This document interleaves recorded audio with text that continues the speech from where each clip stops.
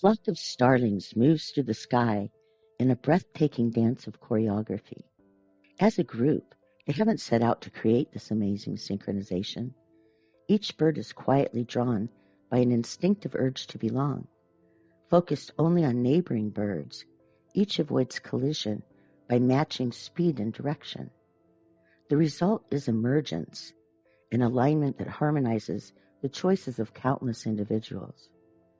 Whether fish, birds, or ecosystems, these symbiotic patterns reveal the shape of a larger organism.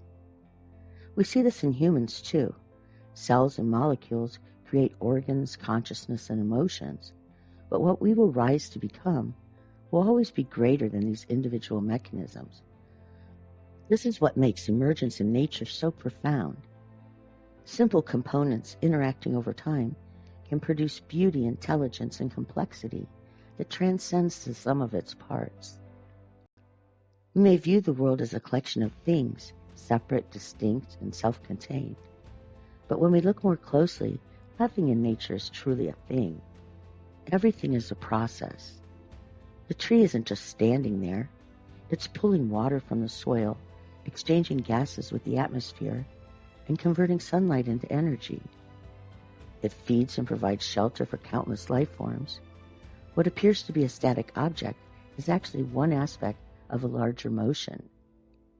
We see a river, but the water too is changing. It evolves season by season, stone by stone, drop by drop. What seems permanent is actually a flow. Nature doesn't just create things, it creates processes that keep creating new things. A flower blooms, attracting a bee. The bee carries pollen to another flower. Seed pods whirl or attach to the fur of passing animals, and new plants grow.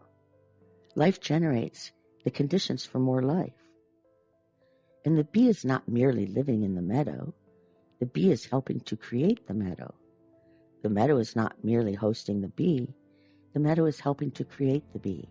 Each shapes the other. So if reality is fundamentally a process, then a person is not a fixed object, but part of something larger, part of this flow. We are exchanging gases and temperature with the environment and are made of the same raw elements as the earth. Your body replaces cells, your beliefs change. There may be continuity, but the continuity is more like a flame, synergistically sustained by what ignites you. This shifts the question from, what am I, to, how is life shaping what I may become? Perhaps this is one of nature's most profound lessons. We often imagine success as arrival, to establish ourselves, to become fixed and complete, yet nothing in nature is ever complete. We learn that growth is not a deviation from who we are. Growth is who we are. Your experiences, relationships, failures, joys, and losses have reshaped you countless times. Yet, through all that change, there's continuity, not because you remain the same, but because you continued. In this way, you become more than your idea of what you might be. Nature's genius is not that it creates beautiful things, but how it creates systems capable of generating more beauty, more complexity, more possibility, and more life. The world is an ongoing act of creation, and perhaps our place within it is not to stand apart and observe, but to participate consciously in that creation, to contribute, to nurture, to connect, and to become. Because as an expression of a larger living continuum, one that shaped us and continues to evolve through us, the question is not simply what we are. The more important question is what we are helping to create.